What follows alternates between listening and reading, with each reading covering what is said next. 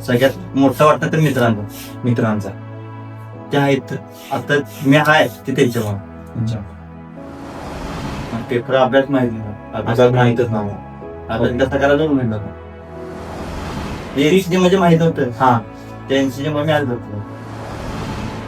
क्रिकेटचं नाव असल्यामुळे इकडं बाहेर म्हणजे खेळायला जाणं आवड, म्हणजे पेपरचं म्हणजे अभ्यासाचं दुर्लक्ष व्हायचं. त्यामुळे मी डिसिजन घेतला 1-2 महिने अगोदर पुण्याला जायला. तर म्हणला तर सगळ्यात मोठा माझ्या बारक्या भावाने. कसं काय? का असेल ते मी घरातलं जेवणात टाकून उचलत नव्हतो. थर्ड इयर होतो ते वाडी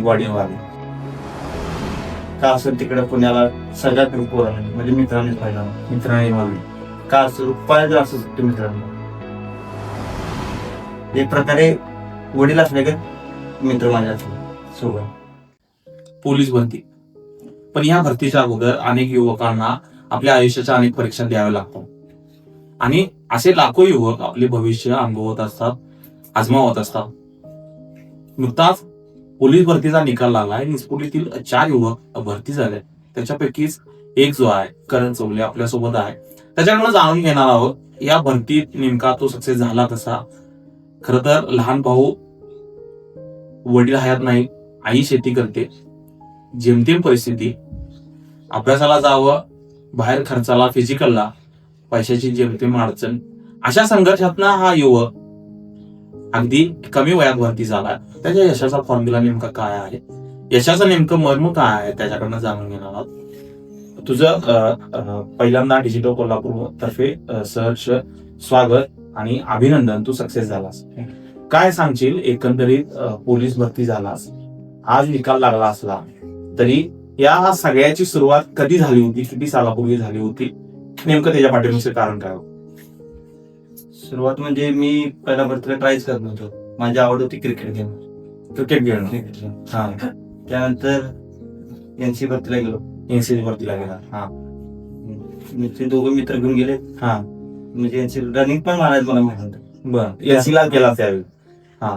4 दिवस प्रॅक्टिस केला एनसी भरती आहे. एनसीसी भरती म्हणून सुरुवात केली. 4 दिवस प्रॅक्टिस केली का? म्हणजे रनिंगला गेलो.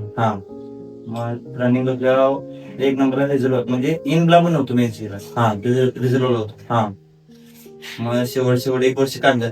रिझर्व्हलाच 1 वर्ष काढलं. बरोबर 26 जानेवारी म्हणजे 25 जानेवारीला येऊन जाऊ. 26 जानेवारीला दुसरी बॅच चालू होती ना. मग 25 जानेवारी येऊन जाऊ. त्या दिवशी मग 1 वर्ष पूर्ण झालं मला. तिथून 3 वर्ष झाले एनसी संपली. मग वडील म्हणजे दरम्यानच्या काळात वडील वारले. त्यांच्या थर्ड इयर होतो ते वडील वडील वारले. ओके. त्यावेळेस मग तरी देखील तू आर्मीची प्रॅक्टिस करत परत याच्या अगोदर पूर्वी आर्मीची प्रॅक्टिस करायचं असतो. मग या अगोदर आर्मीच्या कुठल्या परीक्षा दिल्या असतात किंवा भरती दिली असतात? अग्निवीरची 1 दिली. अग्निवीर 1च गावली मला. काय होतं काल कसं काय कोणीकडे दिलीस भरती?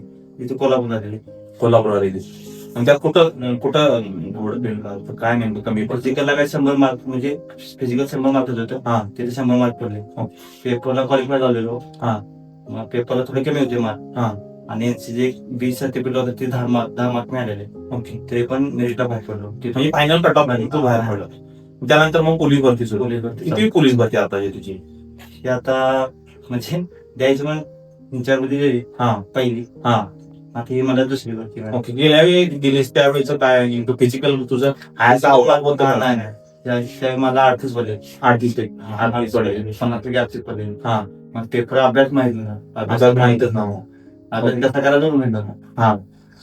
मग त्याच्यानंतर आता परत मग ते फेल्युअर आल्यानंतर मग परत सुरुवात कशी काय केलीस? काय अनुभव तुझ्या पाठीशी राहिला? माझं त्या आर्मीच्या रनिंग नंतर गोळा आहे म्हणजे 38 म्हणजे SRPF लावून 8 दिवस झालेलं मध्ये. मग त्या 8 दिवसात जिम करून हे करून तो गोळा आउट केला. तिथून माझं तसंच प्लॅन फिजिकल झालं SRPF ला. म्हणजे ते कॉन्फिडन्स आला की आपलं होऊ शकते 47 आसपास फिजिकल. आता मग नवीन चालू केलं त्या भरतीला झालं चांगलं. किती फिजिकलला किती पडले, लेखीला किती पडले? फिजिकलला आता पुढे सिटीला 27 पडले फिजिकलला. पेपरला 73 पडले. आणि एनसीसी 5 मार्क मिळाले. आणि तसं झालं तर एनसीच्या मार्कवर मी आज होती. म्हणजे जी एनसीसीला सुरुवात केली एनसीसी म्हणजे माहित नव्हतं. त्या एनसीसी मध्ये मी आज होतो. त्या एनसीसी मुळेच तू शेवटपर्यंत तरू शकला. एकंदरीत आता ह्या सगळ्यामध्ये लेखी असेल किंवा फिजिकल असेल, या दोन्हींचा जो संघर्ष असतो, बऱ्याच पोरांना हा बॅलन्स साधता येत नाही. तुझ्या लेखीचा नेमकी सुरुवात कशी झाली, कुठं कसं करायचं होतं, त्याचं शेड्यूल काय असायचं, सकाळपासून संध्याकाळपर्यंत लेखीचं तुझं शेड्यूल काय असायचं? सकाळी आता तसं म्हणलं तर मला पण माहित नाही अभ्यास कसा करायचा. म्हणजे माझ्या सर्कल मध्ये जे फ्रेंड्स आहेत, म्हणजे सनी परेख, सुनील आंबेडकर, जे गणेश पाटील, असे बरेच, मग त्यांच्याकडून विचारून कसं काय करायचं, त्यांच्या संपर्कात राहून शेड्यूल प्रमाणे अभ्यास. मग कसं सकाळपासून संध्याकाळपर्यंत अभ्यास असायचा का काय गॅप असायचा, काय असायचं? सकाळी 7ला जायचं, 12 वाजता जेव्हा जायचं, तिथून यायचं 1 वाजता, परत लागली मग बरोबर 4:30 वाजता आणि बाहेर यायचं रनिंगसाठी, फिजिकल. मग तिथून आले की मग तिथं 7 वाजताच. ओके. 7 नंतर जे मग जेवूनच परत लागलो. किती वाजेपर्यंत? तरी 11, 11:30. म्हणजे फिजिकल आणि लेखी ह्या दोन्हीच्या स्वरूपामध्येच फुलली तू होता. हो. मग फिजिकल करत असताना सक्सेस पर्यंत पोहोचलं पाहिजे किंवा एवढे मार्क पडले पाहिजे, त्याच्या अगोदर जे प्रॅक्टिस आहे त्याची तयारी कशी केलीस, कुठं केलीस? तसं म्हणलं तर त्या क्रिकेटच्या ह्याच्यामुळे मला जरा फिजिकल म्हणजे अभ्यासच्या नादात कमी पडले मार्क. म्हणजे क्रिकेटचा नाव असल्यामुळे इकडं बाहेर म्हणजे खेळायला जाणं आवड, म्हणजे पेपरचं म्हणजे अभ्यासाचं दुर्लक्ष व्हायचं. त्यामुळे मी डिसिजन घेतला 1-2 महिने अगोदर पुण्याला जायला. पुण्याला कशासाठी गेला असतो? ह्या क्रिकेटसाठी. क्रिकेटचं नाव सुटलं म्हणून, म्हणजे तिथं जाऊन अभ्यास केला? नाही, फिजिकल पण आणि अभ्यास पण केला. दोन्ही पण पुण्यात केलंस 2 महिने. म्हणजे इथे टाइमपास जो क्रिकेटमध्ये टाइमपास होतो तो तिथं झाला नाही. म्हणजे अभ्यासला भरपूर तिथं मिळाला, तो वेळ मिळाला. त्यामुळे आज सक्सेस. आता हे सगळं असताना दरम्यानच्या काळात तू मगाशी म्हणला तसं वडील गेले, एकंदरीत आपलं म्हणजे तू मोठा शिकणारा, लहान भाऊ शिकणारा, आई शेताकडं, वडील शेताकडं, तरी पण अचानक वडील गेले, तरी पण तू यातनं सगळ्यातनं बाहेर पडलास आणि पोलीस भरतीवर. कसा प्रसंग होता ते, नेमकं काय मनस्थिती होती तुझी? आता म्हणला तर सगळ्यात मोठा माझ्या बारक्या भावाला. कसं काय? का असं ते मी घरातलं जेवणात टाकून उचलत नव्हतो, असा प्रसंग राहा. जेवलं की का असं ते अभ्यास आणि ते का असं ते रानातलं, का असं ते बाहेर पैशाचं सगळं भाऊ आणि मम्मी दोघंच बघायला. तू त्यात कधी विचार केला? काय विचार ते पैसे असतील ते बाहेर फ्रेंड पोलीस असे, म्हणजे मित्रांनी मदत केली. सगळ्यात मोठं वाटतं तर मित्रांचा ते आहेत. आता मी आहे ते त्यांच्यामुळे.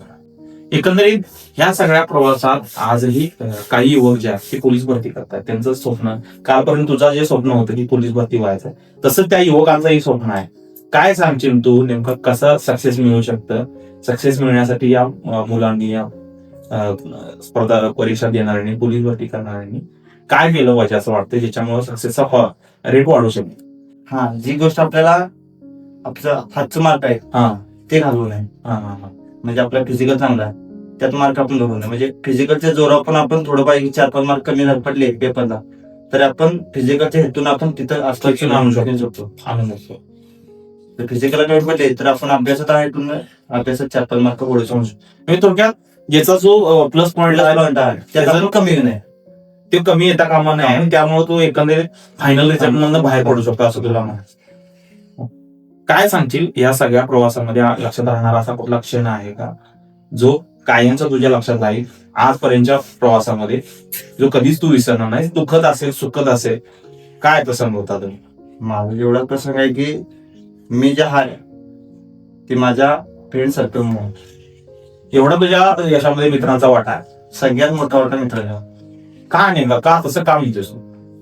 का असं ते म्हणजे पैशाची गरज ती लागलीच. का असं तिकडे पुण्याला सगळ्यात पोरांना म्हणजे मित्रांनीच पाहिजे. मित्रांनी का असं रुपया असं ते मित्रांना, म्हणजे तुला काही तेवढं जाणवून दिलं नाही? आज पैसेच कमी जाणून कधी दिले नाही.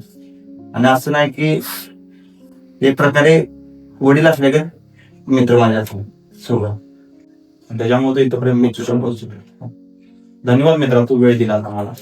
आपण पाहिलं असेल एखाद्याच्या आयुष्यात आपल्या घरातल्यांचं असेल किंवा मित्रांचं श्रेय किती असू शकते, किंवा मित्र कुठपर्यंत कारणीभूत असू शकतात.